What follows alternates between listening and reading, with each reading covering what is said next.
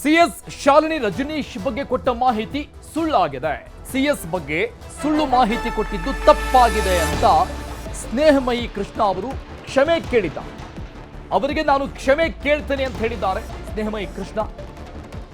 CCB ಕಚೇರಿಯಲ್ಲಿ ವಿಚಾರಣೆಯ ಎದುರಿಸಿದ ನಂತರದಲ್ಲಿ ಕೊಟ್ಟಂತ ಹೇಳಿಕೆ, ನಾನು ಕೊಟ್ಟಂತ ಮಾಹಿತಿ ಈ ವಿಚಾರಕ್ಕೆ ಸಂಬಂಧಪಟ್ಟಂಗೆ ತಪ್ಪಾಗಿದೆ.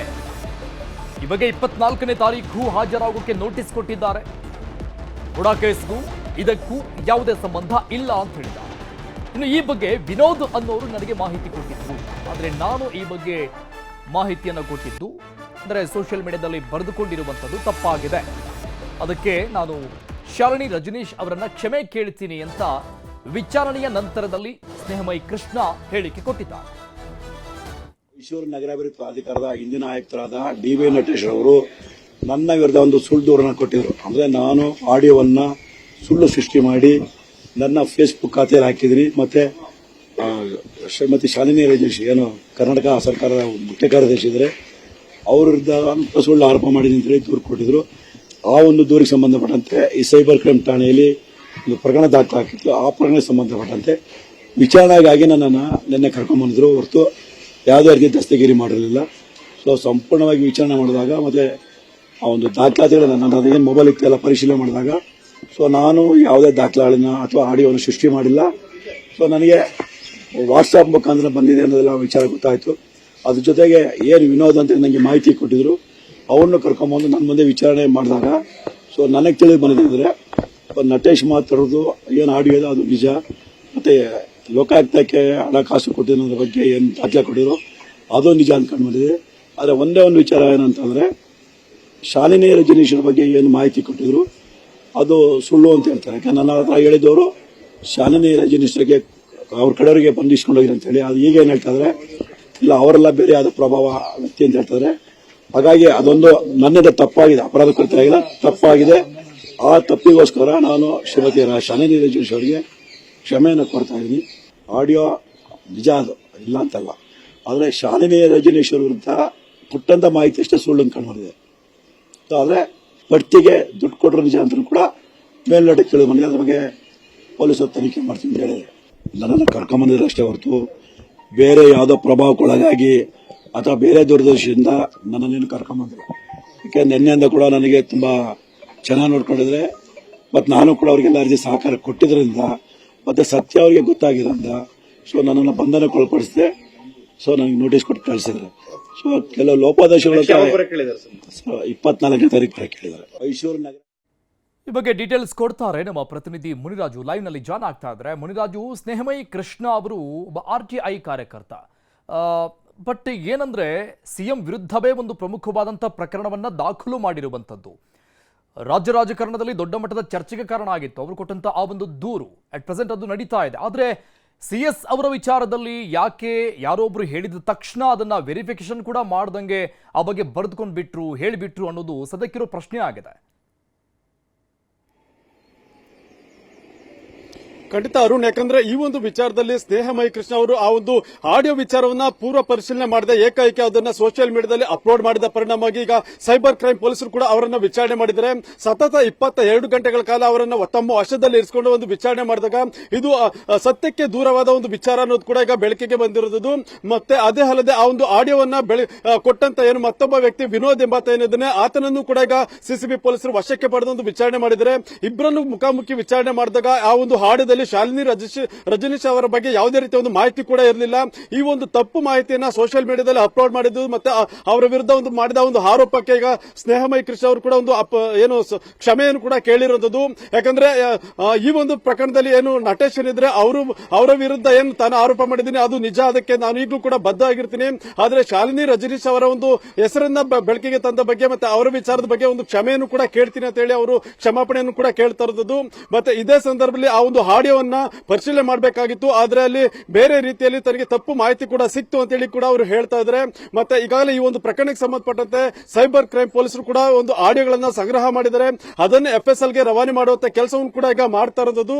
ಮತ್ತೆ ಮೈಸೂರು ಮೂಲದ ಏನು ಒಬ್ಬ ವ್ಯಕ್ತಿ ವಿನೋದ್ ಏನಿದ್ದಾನೆ ಕೂಡ ಈಗ ಸೈಬರ್ ಕ್ರೈಮ್ ಪೊಲೀಸರು ಅರೆಸ್ಟ್ ಕೂಡ ಮಾಡಿದ್ದಾರೆ. ಯಾಕಂದ್ರೆ ಈ ಒಂದು ಆಡಿಯೋವನ್ನ ಆತನೇ ಸರ್ಕ್ಯುಲೇಟ್ ಮಾಡಿರೋದು ಮತ್ತೆ ಅದನ್ನ ಸ್ನೇಹಮಯಿ ಕೃಷ್ಣ ಅವರಿಗೆ ಕೊಟ್ಟು ಆ ಮೂಲಕ ಸೋಷಿಯಲ್ ಮೀಡಿಯಾದಲ್ಲಿ ಅಪ್ಲೋಡ್ ಮಾಡೋದಕ್ಕೂ ಕೂಡ ಕಾರಣ ಆಗಿರ್ತಾನೆ. ಆದ್ರಿಂದ ಆತನನ್ನ ಅರೆಸ್ಟ್ ಮಾಡಿ ಆತನ ಫೋನ್ ಅನ್ನ ವಶಕ್ಕೆ ಪಡೆದು ತನಿಖೆ ಮಾಡೋ ಕೆಲಸವನ್ನು ಕೂಡ ಮಾಡ್ತಾ ಇದ್ದಾರೆ. ಬಹುಶಃ ಈ ಒಂದು ಫೋನ್ ಮತ್ತೆ ಆಡಿಯೋ ಕ್ಲಿಪ್ ಅನ್ನು FSL ಗೆ ರವಾನೆ ಮಾಡಿದಾಗ ಅದು ಅಸಲಿನ ಅಥವಾ ನಕಲಿ ಅನ್ನೋದ್ರ ಬಗ್ಗೆ ಸ್ಪಷ್ಟವಾಗಿ ಒಂದು ಮಾಹಿತಿ ಕೂಡ ಸಿಗುತ್ತೆ. ಅರುಣ್, ಥ್ಯಾಂಕ್ ಯು ಮುನಿರಾಜು ಡೀಟೇಲ್ಸ್ಗೆ. ಲಂಚ ತಗೊಳ್ಳುವಾಗ ಲೋಕ ಬಲೆಗೆ ಬಿದ್ದಿದ್ದಾರೆ ಶಾಸಕ. ಶಿರಹಟ್ಟಿಯ ಬಿಜೆಪಿ ಶಾಸಕ ಡಾಕ್ಟರ್ ಚಂದ್ರು ಲಮಾಣಿ ಲೋಕಾಯುಕ್ತರಿಗೆ ಲಾಕ್ ಆಗಿರೋದು. 5 ಲಕ್ಷ ಲಂಚ ಪಡಿತಾ ಇದ್ರು ಶಾಸಕ. ಶಿರಹಟ್ಟಿಯ ಬಿಜೆಪಿ ಶಾಸಕ ಡಾಕ್ಟರ್ ಚಂದ್ರು ಲಮಾಣಿ ಆಪ್ತರಿಬ್ಬರ ಜೊತೆಗೆ ಸೇರಿ 5 ಲಕ್ಷ ರೂಪಾಯಿ ಲಂಚ ಪಡೆಯುವಾಗ ರೆಡ್ ಹ್ಯಾಂಡ್ ಆಗಿ ಸಿಕ್ಬಿದ್ದಿದ್ದಾರೆ. ರಸ್ತೆ ಕಾಮಗಾರಿ ವಿಚಾರಕ್ಕೆ 11 ಲಕ್ಷ ಕಮಿಷನ್ ಕೇಳಿದ್ರು ಶಾಸಕ ಚಂದ್ರು ಲಮಾಣಿ. ಗುತ್ತಿಗೆದಾರ ವಿಜಯ್ ಅವರಿಂದ ಹಣ ಪಡೆಯುವಾಗ ಲೋಕಾಯುಕ್ತ ಪೊಲೀಸರು ದಾಳಿ ನಡೆಸಿದರು. ತನ್ನದೇ ಒಡೆತನದ ಆಸ್ಪತ್ರೆಯಲ್ಲಿ ಚಂದ್ರು ಲಮಾಣಿ ಸಿಕ್ಕಿಬಿದ್ದಿದ್ದಾರೆ. ರಸ್ತೆ ಕಾಮಗಾರಿ ವಿಚಾರಕ್ಕೆ 11 ಲಕ್ಷ ರೂಪಾಯಿ ಕಮಿಷನ್ ಕೇಳಿದ್ದಾರೆ ಶಾಸಕ. ಗುತ್ತಿಗೆದಾರ ವಿಜಯ್ ಅವರ ಕಡೆಯಿಂದ ಹಣ ಪಡೆಯುವಂತಹ ಸಂದರ್ಭದಲ್ಲಿ ಲಾಕ್ ಆಗಿರೋದು ಡಾಕ್ಟರ್ ಚಂದ್ರು ಲಮಾಣಿ, ಶಿರಹಟ್ಟಿಯ ಬಿಜೆಪಿ ಶಾಸಕ. ಗದಗ ಜಿಲ್ಲೆ ಲಕ್ಷ್ಮೇಶ್ವರ ಪಟ್ಟಣದ ಬಾಲಾಜಿ ಆಸ್ಪತ್ರೆ, ಈ ಆಸ್ಪತ್ರೆ ಕೂಡ ಈ ಶಾಸಕ ಚಂದ್ರು ಲಮಾಣಿ ಅವರದ್ದು.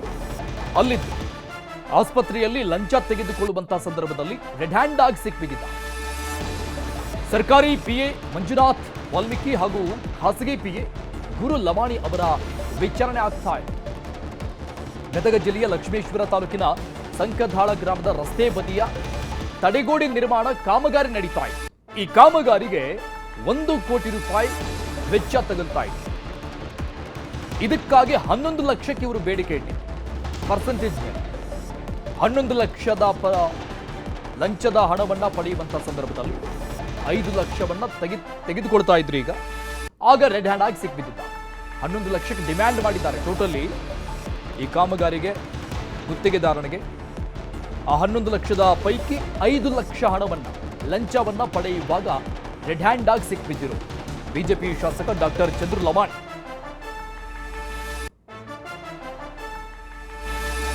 ರಸ್ತೆ ಕಾಮಗಾರಿ ವಿಚಾರಕ್ಕಾಗಿ 11 ಲಕ್ಷ ಕಮಿಷನ್ ಕೇಳಿದ್ದು ಬಿಜೆಪಿ ಶಾಸಕ ಚಂದ್ರು ಲಮಾಣಿ.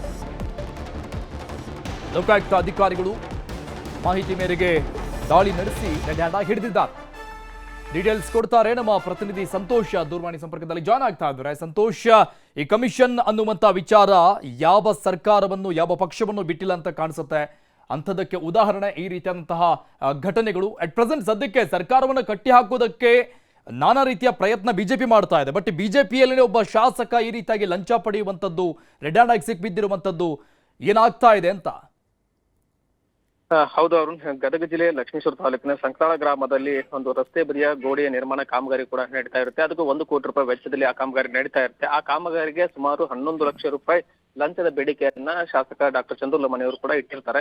ಈ ಸಂದರ್ಭದಲ್ಲಿ ಮೊದಲನೇ ಹಂತದಲ್ಲಿ ಕೂಡ 5 ಲಕ್ಷ ರೂಪಾಯಿ ಹಣವನ್ನ ಪಡೆಯುವಂತ ಸಂದರ್ಭದಲ್ಲಿ ಇನ್ನು ಧಾರವಾಡದ ಲೋಕಾಯುಕ್ತ SP ಆಗಿರ್ತಕ್ಕಂಥ ಸಿದ್ದಲಿಂಗೇಶ್ವರ ಕೂಡ ಅವರು ಏನು ದಾಳಿಯನ್ನ ಮಾಡಿ ಈ ಒಂದು ಈಗಾಗಲೇ ದಾಳಿಯ ಸಂದರ್ಭದಲ್ಲಿ ಕೂಡ ಒಟ್ಟು 30 ಕೂಡ ಈಗಾಗಲೇ ಬಲೆಗೆ ಬಿದ್ದಿರುವಂತದ್ದು. ಇನ್ನು ಸರ್ಕಾರಿ PA ಆಗಿರ್ತಕ್ಕಂಥ ಮಂಜುನಾಥ್ ವಾಲ್ಮೀಕಿ ಆಗಿರ್ಬೋದು ಮತ್ತು ಖಾಸಗಿ PA ಆಗಿರ್ತಕ್ಕಂಥ ಗುರು ಲಮಾಣಿ, ಈ ಒಟ್ಟು 30 ಕೂಡ ಈಗಾಗಲೇ ವಶಕ್ಕೆ ಪಡೆದು ವಿಚಾರಣೆ ಕೂಡ ಈಗ ನಡೀತಾ ಇದೆ. ಯಾಕಂದ್ರೆ ಲಕ್ಷ್ಮೇಶ್ವರ ಪಟ್ಟಣದಲ್ಲಿರ್ತಕ್ಕಂಥ ಏನು ಲಕ್ಷ್ಮೇಶ್ವರ ಪಟ್ಟಣದಲ್ಲಿರ್ತಕ್ಕಂಥ ಏನು ಚಂದ್ರು ಲಮಾಣಿ ಅವರ ಒಂದು ಆಸ್ಪತ್ರೆ ಏನಿದೆ, ಅದು ಬಾಲಾಜಿ ಆಸ್ಪತ್ರೆ. ಆ ಬಾಲಾಜಿ ಆಸ್ಪತ್ರೆಯಲ್ಲಿ ಹಣವನ್ನ ಶಾಸಕರು ಕೂಡ ಪಡಿತಾ ಇದ್ರು. ಆ ಸಂದರ್ಭದಲ್ಲಿ ಈ ಒಂದು PA ಆಗಿರ್ಬೋದು ಮತ್ತು ಶಾಸಕರ ಮೇಲೆ ಈಗಾಗಲೇ ಲೋಕಾಯುಕ್ತ ಅಧಿಕಾರಿಗಳು ದಾಳಿ ಮಾಡಿ ಅವರನ್ನ ವಶಕ್ಕೆ ಪಡೆದು ಈಗಾಗಲೇ ವಿಚಾರಣೆ ಕೂಡ ಈಗಾಗಲೇ ನಡೆಸ್ತಾ ಇದೆ. ಒಟ್ಟಾರೆ ಹೇಳ್ಬೇಕಂತಂದ್ರೆ ಈ ಒಂದು ಲಂಚ ಪಡೆಯುವ ಸಂದರ್ಭದಲ್ಲಿ ಈ ಒಂದು 3 ಕೂಡ ಸಿಕ್ಕಿದ್ದಾರೆ. ಯಾಕಂದ್ರೆ ಲೋಕಾಯುಕ್ತ ಅಧಿಕಾರಿಗಳ ತಂಡ ಸುಮಾರು 8 ಜನರ ಟೀಮ್ ಕೂಡ ಮಾಡಿಕೊಂಡು ಈ ಒಂದು ಏನು 1 ಕೋಟಿ ರೂಪಾಯಿ ಕಾಮಗಾರಿ ಏನಿತ್ತು ಅದರಲ್ಲಿ ಕೂಡ ಪರ್ಸೆಂಟೇಜ್ ಹಂತದಲ್ಲಿ ಕೂಡ ಇವರು ಕಮಿಷನ್ ಅನ್ನು ಕೇಳಿದ್ರು. ಆ ಸಂದರ್ಭದಲ್ಲಿ ಈಗ 5 ಲಕ್ಷ ಕೊಡುವಂತ ಸಂದರ್ಭದಲ್ಲಿ ಈಗಾಗಲೇ ಸಿಕ್ಕಾಕೊಂಡಿದ್ದಾರೆ. ಆದ್ರೆ ಈ ಒಂದು ಡಾಕ್ಟರ್ ಚಂದ್ರು ಲಮಾಣಿ ಸೇರಿದಂತೆ ಅನೇಕ ಇದರಲ್ಲಿ ಏನು ಕೆಲವರು ಭಾಗಿಯಾಗಿದ್ದಾರೆ ಅನ್ನುವಂತ ಮಾತು ಕೂಡ ಕೇಳಿ ಬರ್ತಾ ಇದ್ದಾವೆ. ಒಟ್ಟಾರೆ ಈ ಒಂದು ಯಾಕಂದ್ರೆ ಈಗಾಗಲೇ ಬಿಜೆಪಿ ಶಾಸಕರು ಕೂಡ ಕೆಲವೊಂದು ಕಡೆ ಹೇಳ್ತಾ ಇದ್ರು, ಎಲ್ಲ ಕಾಂಗ್ರೆಸ್ ನಲ್ಲಿ ಕೂಡ ಸಾಕಷ್ಟು ಲಂಚ ಅವತಾರ ನಡೀತಾ ಇತ್ತು ಹೀಗಾಗಿ ಅಂತ ಹೇಳ್ತಾರೆ. ಆದ್ರೆ ಬಟ್ ಇವತ್ತು ಬಿಜೆಪಿಯ ಓರ್ವ ಶಾಸಕರು ಕೂಡ ಈ ಒಂದು ಲಂಚ ಪಡೆಯುವಾಗ ರೆಡ್ ಹ್ಯಾಂಡ್ ಆಗಿ ಸಿಕ್ಕಾಕೊಂಡಿರೋದು ಕೂಡ ಸಾಕಷ್ಟು ಚರ್ಚೆಗೆ ಕೂಡ ಈಗ ಗ್ರಾಸ ಆಗ್ತಾ ಇದೆ. ಅರುಣ್, ಥ್ಯಾಂಕ್ ಯು ಸಂತೋಷ್ ಡೀಟೇಲ್ಸ್ಗೆ. ದೆಹಲಿಯಲ್ಲಿ ಮಲ್ಲಿಕಾರ್ಜುನ್ ಖರ್ಗೆ ಅವರನ್ನ ಭೇಟಿಯಾಗಿದ್ದಾರೆ ಸತೀಶ್ ಜಾರಕಿಹೊಳಿ. ಕುರ್ಚಿ ಬಗೆಗಿನ ಗೊಂದಲ ಬಗೆಹರಿಸುವುದಕ್ಕೆ ಮನವಿಯನ್ನ ಮಾಡಿಕೊಂಡಿದ್ದಾರೆ. ಶೀಘ್ರವೇ ಬಗೆಹರಿಸುವುದಾಗಿ ಖರ್ಗೆ ಅವರು ಭರವಸೆಯನ್ನ ಕೊಟ್ಟಿದ್ದಾರಂತೆ. ರಾಜ್ಯ ಕಾಂಗ್ರೆಸ್ನ ಬಿಕ್ಕಟ್ಟೇನಿದೆ ಕುರ್ಚಿ ವಿಚಾರ, ಆ ಬಗೆಗಿನ ಗೊಂದಲ ಬಗೆಹರಿಸಲು ಮನವಿಯನ್ನ ಮಾಡಿಕೊಂಡಿದ್ದೀನಿ ಅಂತ ಹೇಳಿದ್ದಾರೆ. ಈ ಬಗ್ಗೆ ಸ್ಪಂದಿಸಿದ್ದಾರಂತೆ ಮಲ್ಲಿಕಾರ್ಜುನ ಖರ್ಗೆ. ಶೀಘ್ರವೇ ಬಗೆಹರಿಸುವುದಾಗಿ ಭರವಸೆಯನ್ನು ಕೊಟ್ಟಿದ್ದಾರಂತೆ. ಕನ್ಕ್ಲೂಷನ್ಗೆ ಬಂದಿದ್ದಾರಂತೆ ಮಲ್ಲಿಕಾರ್ಜುನ ಖರ್ಗೆ ಅವರು. ಈ ಕುರ್ಚಿ ಜಟಾಪಟಿ ವಿಚಾರಕ್ಕೆ ಸಂಬಂಧಪಟ್ಟಂಗೆ ಅಂತಿಮ ಘಟ್ಟಕ್ಕೆ ಬಂತ. ಹಾಗಾದ್ರೆ ಈ ಕುರ್ಚಿ ರಾಜಕೀಯ ಕುತೂಹಲ ಹೆಚ್ಚಿಸಿದೆ ಜಾರಕಿಹೊಳಿ ಅವರ ಈ ಒಂದು ಹೇಳಿಕೆ. ಮೊದಲಿಂದಲೂ ಕೂಡ ಅವರು ಹೇಳಿಕೆಯನ್ನು ಕೊಡ್ತಾನೇ ಇದ್ರು ಜಾರಕಿಹೊಳಿ ಅವರು. ಈ ಬಗ್ಗೆ ಹೈಕಮಾಂಡ್ ನಾಯಕರು ಸ್ಪಷ್ಟವಾದಂಥ ವಿಚಾರವನ್ನು ತಿಳಿಸಬೇಕು ಅಂತ. ಸೊ ಹಾಗಾಗಿ ಈಗ ಸತೀಶ್ ಜಾರಕಿಹೊಳಿ ಅವರು ಕೊಟ್ಟಂತ ಈ ಹೇಳಿಕೆ ಬಹಳಷ್ಟು ಕುತೂಹಲಕ್ಕೆ ಕಾರಣ ಆಗ್ತದೆ.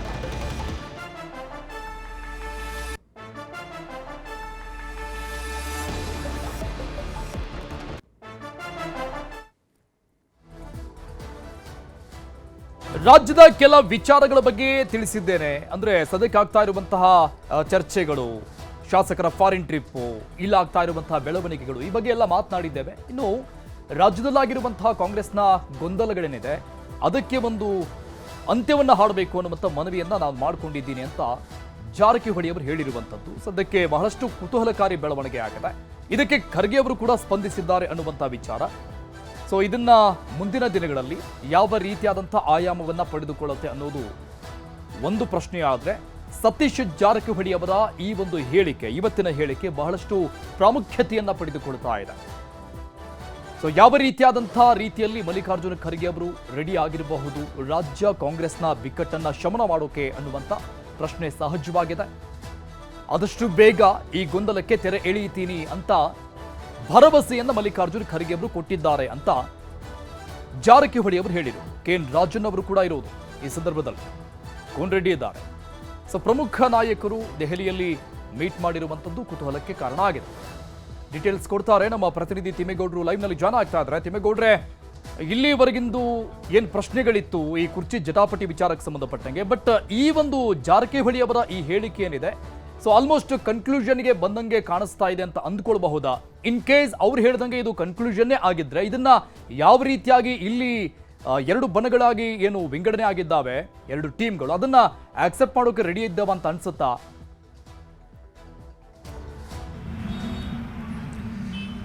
ಅರುಣ್, ಇಲ್ಲಿ ಭಾಳ ಮುಖ್ಯವಾಗಿ ಸತೀಶ್ ಜಾರಕಿಹೊಳಿ ಅವರು ಹೋಗಿರ್ತಕ್ಕಂಥದ್ದು ಭಾಳ ಮುಖ್ಯವಾಗಿ ಮೂರು ಪ್ರಮುಖ ವಿಚಾರಗಳಿಗೆ ಸಂಬಂಧಪಟ್ಟಂತೆ. ನಂಬರ್ 1, ಸುಪ್ರೀಂ ಕೋರ್ಟ್ ಕಟ್ಟಡದ ಮಾದರಿಯಲ್ಲಿ ಧಾರವಾಡದಲ್ಲಿ ಹೈಕೋರ್ಟ್ ಕಾಮಗಾರಿಯನ್ನು ಕೈಗೆತ್ತಿಕೊಳ್ಳುವಂಥದ್ದು, ಸುಪ್ರೀಂ ಕೋರ್ಟ್ ಆವರಣದಲ್ಲಿರ್ತಕ್ಕಂಥ ಕ್ಯಾಂಟೀನ್ಗಳ ಮಾದರಿಯಲ್ಲೇ ಧಾರವಾಡ ಹೈಕೋರ್ಟ್ ಆವರಣದಲ್ಲಿ ಕ್ಯಾಂಟೀನ್ಗಳನ್ನು ನಿರ್ಮಾಣ ಮಾಡುವಂಥದ್ದು. ಈ ಒಂದು ವಿಚಾರವಾಗಿ ಅಲ್ಲಿ ಆ ಒಂದು ಪರಿಶೀಲನೆಯನ್ನು ಮಾಡಿಕೊಂಡು ಬರೋದಕ್ಕೆ ಹೋಗಿದ್ದಾರೆ ಅಂತ ಹೇಳಲಾಗ್ತದೆ. ನಂಬರ್ 2, ತಮ್ಮ ಆಪ್ತ ಹಾಗೂ ತಮ್ಮದೇ ಸಮುದಾಯದವರು ಆಗಿರ್ತಕ್ಕಂಥ ಮಾಜಿ ಸಚಿವ KN ರಾಜಣ್ಣನವ್ರಿಗೆ ಅಪೆಕ್ಸ್ ಬ್ಯಾಂಕ್ ಹುದ್ದೆ ಏನು ಕೈ ತಪ್ಪಿದೆ, ಅಪೆಕ್ಸ್ ಬ್ಯಾಂಕ್ ಹುದ್ದೆಯನ್ನು ಮತ್ತೆ ಅವ್ರಿಗೆ ಕೊಡಿಸ್ಬೇಕು ಅನ್ನುವಂಥ ಒಂದು ನಿಟ್ಟಲ್ಲಿಯೇ ಇದೀಗ ಮಲ್ಲಿಕಾರ್ಜುನ ಖರ್ಗೆ ಅವ್ರನ್ನ ಭೇಟಿ ಮಾಡೋದಕ್ಕೆ ಮತ್ತೊಂದು ಕಡೆಗೆ AICC ನಾಯಕರ ಮೇಲೆ ಒತ್ತಡವನ್ನು ಹೇರೋದಕ್ಕೆ ಮುಂದಾಗಿದ್ದಾರೆ ಅಂತ ಹೇಳಲಾಗ್ತದೆ.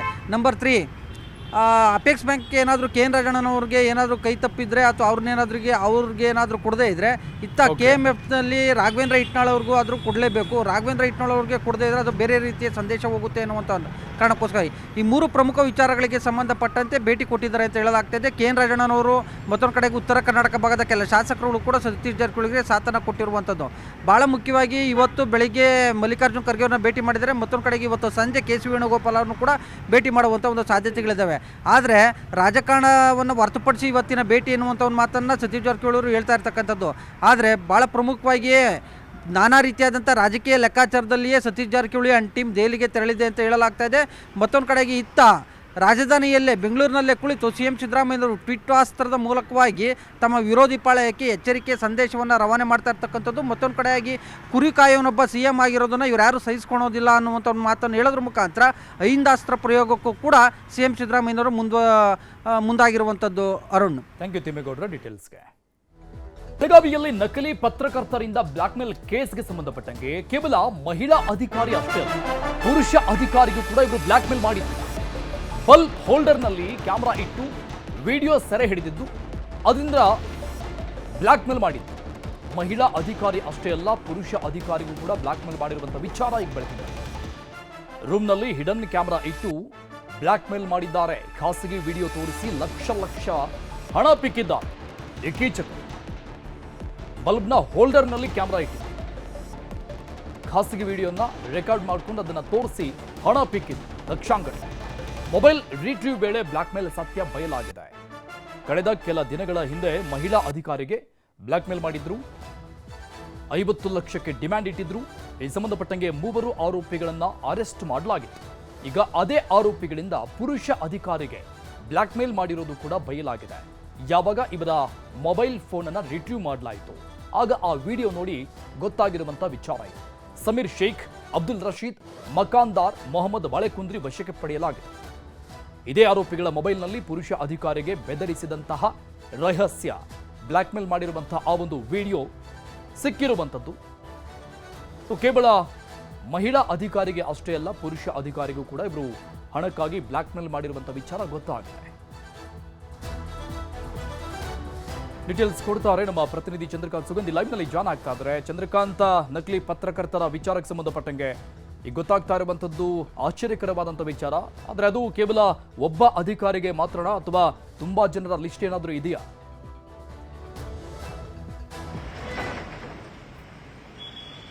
ಅರುಣುಗಾರ್, ಬೆಳಗಾವಿ ಜಿಲ್ಲೆಯಲ್ಲಿ ಮಹಿಳಾ ಅಧಿಕಾರಿಯೊಬ್ಬರ ಮನೆ ಹೋಲ್ಡರ್ನಲ್ಲಿ ಕ್ಯಾಮೆರಾಗಳನ್ನಿಟ್ಟು ಅವರ ಅವರ ಮನೆಯಲ್ಲಿರ್ತಕ್ಕಂಥ ಖಾಸಗಿ ದೃಶ್ಯಗಳನ್ನು ಸಂಗ್ರಹಿಸಿ ಅವರಿಗೆ 50 ಲಕ್ಷಕ್ಕೆ ಬೇಡಿಕೆ ಇಟ್ಟ ಪ್ರಕರಣಕ್ಕೆ ಸಂಬಂಧಪಟ್ಟಂತೆ ಗೋಕಾಕ್ ಮೂಲದ ನಕಲಿ ಪತ್ರಕರ್ತ ರಶೀದ್ ಮಕಾನ್ದಾರ್ ಸೇರಿದಂತೆ 3 ಇತ್ತೀಚೆಗೆ ಬೆಳಗಾವಿಯ ಮಾಳಮಾರುತಿ ಪೊಲೀಸರು ಬಂಧಿಸಿದ್ರು.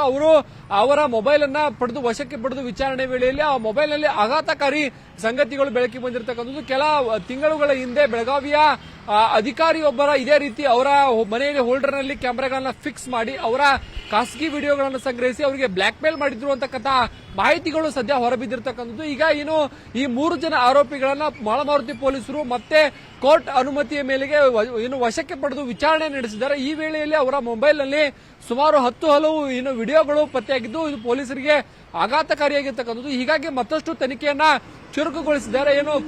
ಹಿಂಡಲಗಾಲ್ ಜೈಲಿನಲ್ಲಿದ್ದಂತಹ ರಶೀದ್ ಮಕಾನ್ದಾರ್ ಮತ್ತು ಆತನ ಇಬ್ಬರು ಸಹಚರರನ್ನ ವಶಕ್ಕೆ ಪಡೆದು ಈಗ ವಿಚಾರಣೆಯನ್ನ ತೀವ್ರಗೊಳಿಸಲಾಗಿರ್ತಕ್ಕಂಥದ್ದು. ಇನ್ನೂ ಎಷ್ಟು ಜನ ಅಧಿಕಾರಿಗಳಿಗೆ ಈ ರೀತಿ ಬ್ಲ್ಯಾಕ್ ಮೇಲ್ ಮಾಡಿದ್ರು ಅನ್ನೋದ್ರ ಬಗ್ಗೆ ಈಗ ಪೊಲೀಸರು ತನಿಖೆಯನ್ನು ಆರಂಭಿಸಿದ್ದಾರೆ. ಅರುಣುಗಾರ್, ಓಕೆ ಚಂದ್ರಕಾಂತ್, ಟೋಟಲಿ ಎಷ್ಟು ಹಣವನ್ನ ಇವರು ಈ ರೀತಿಯಾಗಿ ಬ್ಲ್ಯಾಕ್ ಮೇಲ್ ಮಾಡಿ ಸಂಪಾದನೆ ಮಾಡಿರುವಂತದ್ದು ಅದೇನಾದ್ರೂ ಗೊತ್ತಾಗ್ತಾ ಇದೆಯಾ ತನಿಖೆಯಲ್ಲಿ?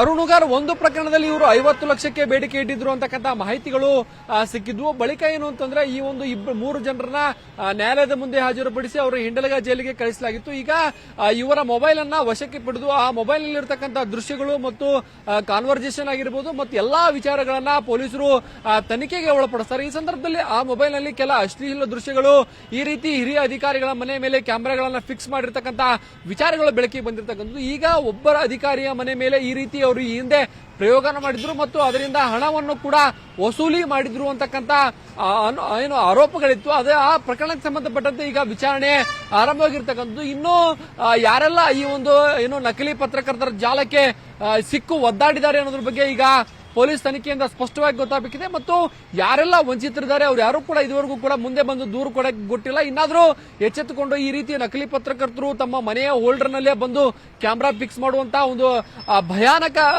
ಐಡಿಯಾ ಏನಿದೆ, ಇದು ಸಾಕಷ್ಟು ತಲ್ಲಣವನ್ನ ಮೂಡಿಸಿರ್ತಕ್ಕಂಥದ್ದು. ಅನೇಕ ಹಿರಿಯ ಅಧಿಕಾರಿಗಳು ಇವರ ಜಾಲಕ್ಕೆ ಒಳಗಾಗಿರುವಂತಹ ಸಾಧ್ಯತೆ ಇದೆ. ಯಾರೆಲ್ಲ ವಂಚನೆಗೊಳಗಾಗಿದ್ದಾರೆ ಅವರೆಲ್ಲ ಮುಂದೆ ಬರಬೇಕು ಅಂತಕ್ಕಂಥ ಒತ್ತಾಯ ಕೂಡ ಇರತಕ್ಕಂಥದ್ದು. ಈಗ ಮತ್ತೊಬ್ಬ ಅಧಿಕಾರಿಯ ವಿಡಿಯೋಗಳು ಇವರ ಮೊಬೈಲ್ ತನಿಖೆ ವೇಳೆಯಲ್ಲಿ ಪತ್ತೆಯಾಗಿದ್ದು ಆಘಾತಕಾರಿ ಸಂಗತಿ ಆಗಿರ್ತಕ್ಕಂಥದ್ದು. ಈಗ ಈ 3 ಜನರನ್ನ ಮತ್ತೆ 3 ದಿನಗಳ ಕಾಲ ವಶಕ್ಕೆ ಪಡೆದು ವಿಚಾರಣೆಗೆ ಬೆಳಗಾವಿ ಪೊಲೀಸರು ಒಳಪಡಿಸಿದ್ದಾರೆ. ಅರುಣುಗಾರ್, ಆಮೇಲೆ ಒಂದು ಸ್ಪಷ್ಟ ಆಗ್ತಾ ಇದೆ ಚಂದ್ರಕಾಂತ್, ಇವರು ತುಂಬಾ ದಿನದಿಂದ ಸ್ಕೆಚ್ ಹಾಕೊಂಡಿದ್ರು ಅಂತ ಕಾಣಿಸುತ್ತೆ. ಕೇವಲ ಗೌರ್ಮೆಂಟ್ ಎಂಪ್ಲಾಯೀಸ್ಗಳನ್ನೇ ಟಾರ್ಗೆಟ್ ಮಾಡ್ತಾ ಇದ್ರು ಅಂತ ಸ್ಪಷ್ಟವಾಗಿ ಗೊತ್ತಾಗ್ತಾ ಇದೆ.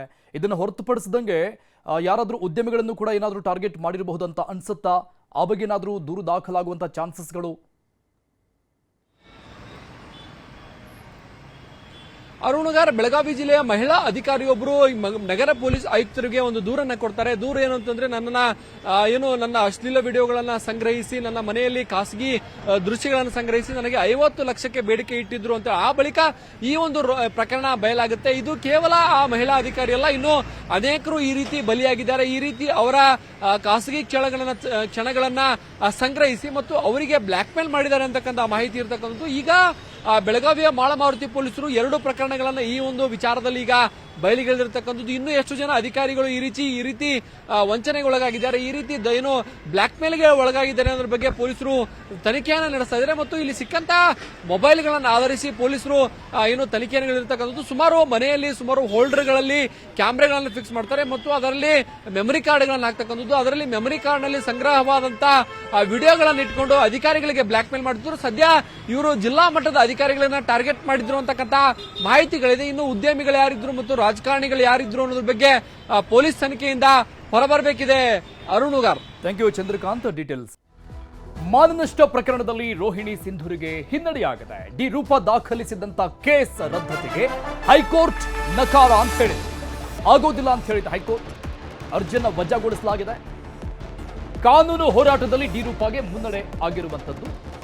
ರೋಹಿಣಿ ಸಿಂಧೂರಿ ಅವರಿಗೆ ಹಿನ್ನಡೆಯಾಗಿದೆ. ಡಿಫಾಮೇಷನ್ ಕೇಸ್ ಹಾಕಿದ್ದು, ರೂಪಾ ಬಗ್ಗೆ ಅವಹೇಳನವಾಗಿ ಮಾತನಾಡಿದ್ರು ರೋಹಿಣಿ ಸಿಂಧೂರಿ. ಈ ಹೇಳಿಕೆ ನಂತರದಲ್ಲಿ ರೂಪಾ ಅವರ ವರ್ಗಾವಣೆ ಆಗಿದೆ. 6 ತಿಂಗಳವರೆಗೆ ನನಗೆ ಸಂಬಳ ನೀಡಿರಲಿಲ್ಲ, ನನಗೆ ಹುದ್ದೆ ತೋರದೇನೆ ವರ್ಗಾವಣೆ ಮಾಡಿದ್ರು. ರೋಹಿಣಿ ಹೇಳಿಕೆಯಿಂದ ಕುಟುಂಬಕ್ಕೆ ಮಾನಸಿಕ ಯಾತನೆ ಆಗಿತ್ತು. ಎಲ್ಲವೂ ಕೂಡ ಕೇಸ್ ದಾಖಲು ಮಾಡಿದ್ರು. ಇದೇ ಕಾರಣಕ್ಕೆ ಪ್ರಕರಣವನ್ನ ದಾಖಲು ಮಾಡಿದ್ರು ರೂಪಾ ಮೌದ್ಗಿಲ್ ಅವರು. ಮಾನನಷ್ಟ ಮೊಕದ್ದಮೆಯನ್ನ ಹೂಡಿರೋ ಕೋರ್ಟ್ ಇದನ್ನ ರದ್ದುಗೊಳಿಸಬೇಕು ಅಂತ ರೋಹಿಣಿ ಸಿಂಧೂರಿ ಅವರು ಹೈಕೋರ್ಟ್ ಹೋಗಿದ್ರು. ಬಟ್ ಕೋರ್ಟ್ ಈಗ ಅರ್ಜಿನ ವಜಾಗೊಳಿಸಿದೆ, ಕೇಸನ್ನ ರದ್ದುಗೊಳಿಸಿಲ್ಲ. ಡಿ ರೂಪಾ ದಾಖಲಿಸಿದಂತ ಕೇಸ್ ರದ್ದತಿಗೆ ಹೈಕೋರ್ಟ್ ನಕಾರ ಅಂತ ಹೇಳಿದೆ. ಈ ಮೂಲಕವಾಗಿ ರೋಹಿಣಿ ಸಿಂಧೂರಿ ಅವರಿಗೆ ಹಿನ್ನಡೆಯಾದರೆ ಡಿ ರೂಪಾ ಅವರಿಗೆ ಕಾನೂನಾತ್ಮಕವಾದಂಥ ಮುನ್ನಡೆಯಾಗಿದೆ. IAS ಅಧಿಕಾರಿಯಾಗಿರುವಂತಹ ರೋಹಿಣಿ ಸಿಂಧೂರಿ ಅವರು ಕೊಟ್ಟಂತ ಹೇಳಿಕೆ, ಈ ಹಿಂದೆ ಆದಂಥ ಜಟಾಪಟಿಯ ಸಂದರ್ಭದಲ್ಲಿ ಇದರಿಂದ ನನ್ನ ಕುಟುಂಬಕ್ಕೆ ಧಕ್ಕೆ ಆಗಿತ್ತು, ಮಾನಸಿಕವಾಗಿ ನೊಂದಿದ್ರು, ವರ್ಗಾವಣೆ ಆಯಿತು, ನನಗೆ ಯಾವುದೇ ಜಾಗವನ್ನ ತೋರಿಸದೇನೆ ವರ್ಗಾವಣೆ ಮಾಡಿಬಿಟ್ಟಿದ್ರು. ಈ ರೀತಿಯಾದಂಥ ವಿಚಾರಗಳನ್ನು ಅದರಲ್ಲಿ ಉಲ್ಲೇಖ ಮಾಡಿ ಮಾನನಷ್ಟ ಮೊಕದ್ದಮೆಯನ್ನ ಹೂಡಿದ್ರು IPS ಅಧಿಕಾರಿ ಡಿ ರೂಪಾ IAS ಅಧಿಕಾರಿ ಮೇಲೆ. ಸೊ ಈ ಜಟಾಪಟಿ ನಂತರದಲ್ಲಿ ಇವರು ಕೋರ್ಟ್ಗೆ ಹೋದ ನಂತರದಲ್ಲಿ ಈ ಕೇಸ್ ರದ್ದಾಗಬೇಕು, ರದ್ದು ಮಾಡಿ ಅಂತ ಕೋರ್ಟ್ ಮೊರೆ ಹೋಗಿದ್ದು ರೋಹಿಣಿ ಸಿಂಧೂರಿ ಅವರು. ಬಟ್ ಆ ಒಂದು ಕೇಸನ್ನು ಈಗ ರದ್ದುಗೊಳಿಸಿಲ್ಲ, ಕೋರ್ಟ್ ನಕಾರ ಅಂತ ಹೇಳಿದೆ. ಸೊ ಇದು ಸಹಜವಾಗಿ IPS ಅಧಿಕಾರಿ ಡಿ ರೂಪಾ ಅವರಿಗೆ ಮುನ್ನಡೆ ಆಗಿದ್ರೆ ರೋಹಿಣಿ ಸಿಂಧೂರಿ ಅವರಿಗೆ ಹಿನ್ನಡೆಯಾಗಿದೆ.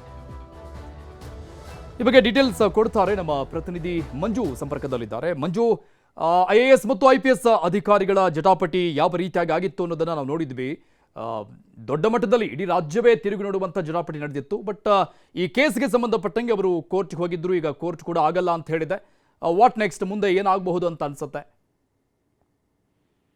ಖಂಡಿತವಾಗ್ಲೂ 2023 ಫೆಬ್ರವರಿಯಲ್ಲಿ ಒಂದು ಮಾನನಷ್ಟ ಮೊಕದ್ದಮೆಯನ್ನ IPS ಅಧಿಕಾರಿ ರೂಪಾ ಮೌದ್ಗಿಲ್ ಅವರು ದಾಖಲು ಮಾಡಿದ್ರು. ಆ ಒಂದು ಮಾನನಷ್ಟ ಮೊಕದ್ದಮೆ ಪ್ರಕರಣವನ್ನ ದಾಖಲು ಮಾಡ್ಕೊಂಡಿದ್ದಂತ 7ನೇ ACMM ಕೋರ್ಟ್ ಇವತ್ತು ಅದರ ಒಂದು ಅರ್ಜಿ ವಿಚಾರಣೆಯನ್ನು ಕೂಡ ಮಾಡಿತ್ತು. ಅರ್ಜಿ ವಿಚಾರಣೆ ಆದಂತ ಬಳಿಕ ಇವತ್ತು ಒಂದು ಆದೇಶವನ್ನ ಕೊಟ್ಟಿದೆ. ರೋಹಿಣಿ ಸಿಂಧೂರಿ ಅವರು ಆ ಒಂದು ಅರ್ಜಿಯನ್ನ ಯಾವುದೇ ಕಾರಣಕ್ಕೂ ಮಾನ್ಯತೆಯನ್ನ ಪಡ್ಕೊಳ್ಬಾರ್ದು, ಆ ಒಂದು ಅರ್ಜಿಯನ್ನ ವಜಾ ಮಾಡಿ ಅಂತಾನು ಕೂಡ ಅವರು ವಾದವನ್ನ ಮಾಡಿದ್ರು. ಅದರನ್ವಯವಾಗಿ ಇವತ್ತು ಮಾನನಷ್ಟ ಮೊಕದ್ದಮೆ ಪ್ರಕರಣವನ್ನ ನಾವು ಮುಂದಿನ ದಿನಗಳಲ್ಲಿ ಮುಂದುವರಿಸಿ ಅನ್ನುವಂತ ಒಂದು ಆದೇಶವನ್ನ ಕೊಟ್ಟಿದೆ. ಇದರಿಂದ ಎಲ್ಲೋ ಒಂದ್ ಕಡೆ IAS ಅಧಿಕಾರಿ ರೋಹಿಣಿ ಸಿಂಧೂರಿಗೆ ಒಂದು ರೀತಿಯಾದಂತಹ ಹಿನ್ನಡೆ ಆಗಿದೆ ಅಂತ ಹೇಳ್ಬೋದು. ಯಾಕಂದ್ರೆ ರೋಹಿಣಿ ಸಿಂಧೂರಿ ಅವರು ಮಾಧ್ಯಮದಲ್ಲಿ ಒಂದು ಹೇಳಿಕೆಯನ್ನ ಕೊಡ್ತಾರೆ, ಡಿ ರೂಪಾ ಅವರ ವಿರುದ್ಧವಾಗಿ ಒಂದು ಸ್ಟೇಟ್ಮೆಂಟ್ ಅನ್ನ ಕೊಡ್ತಾರೆ. ಆ ಒಂದು ಸ್ಟೇಟ್ಮೆಂಟ್ ಅನ್ನ ಯೂಟ್ಯೂಬ್ ನಲ್ಲಿ ಅಂದ್ರೆ X ಅಲ್ಲಿ ಎಲ್ಲವೂ ಕೂಡ ಅಷ್ಟೇ ವೈರಲ್ ಆಗಿತ್ತು. ಸುಮಾರು 1.8 ಲಕ್ಷ ಜನವನ್ನು ಕೂಡ ವೀಕ್ಷಣೆ ಮಾಡಿದ್ರು. ಆ ರೀತಿಯಾಗಿ ಅವಹೇಳನಕಾರಿ ಮಾತನಾಡಿದ್ದಷ್ಟೇ ಅಲ್ಲದೆ ಸುಮಾರು 6 ತಿಂಗಳ ಕಾಲ ಸರ್ಕಾರದ ಯಾವುದೇ ರೀತಿಯ ವೇತನ ಕೂಡ ಬಂದಿರಲಿಲ್ಲ. ಇದರಿಂದ ಎಲ್ಲರೂ ಕೂಡ ಅಷ್ಟೇ ಮಾನಸಿಕ ಖಿನ್ನತೆಗೆ ಒಳಗಾಗಿದ್ರು ಅನ್ನುವಂತ ಒಂದಷ್ಟು ಕಾರಣಗಳನ್ನ ನೀಡಿ ರೂಪಾ ಮೌದ್ಗಿಲ್ ಒಂದು ಮಾನನಷ್ಟ ಮೊಕದ್ದಮೆಯನ್ನು ಹಾಕಿದ್ರು. ಜೊತೆಗೆ ಆಕೆ ಕೊಟ್ಟಂತ ಹೇಳಿಕೆಯಿಂದ ಯಾವ ರೀತಿಯಾಗಿ ಅಂತಂದ್ರೆ ತನ್ನ ಪತಿಯಾಗಿರ್ಬೋದು, ತಂಗಿ ಮತ್ತು ಮಕ್ಕಳೆಲ್ಲರೂ ಕೂಡ ಅಷ್ಟೇ ಮಾನಸಿಕ ಯಾತನೆಯನ್ನು ಅನುಭವಿಸುವಂತಾಗಿತ್ತು.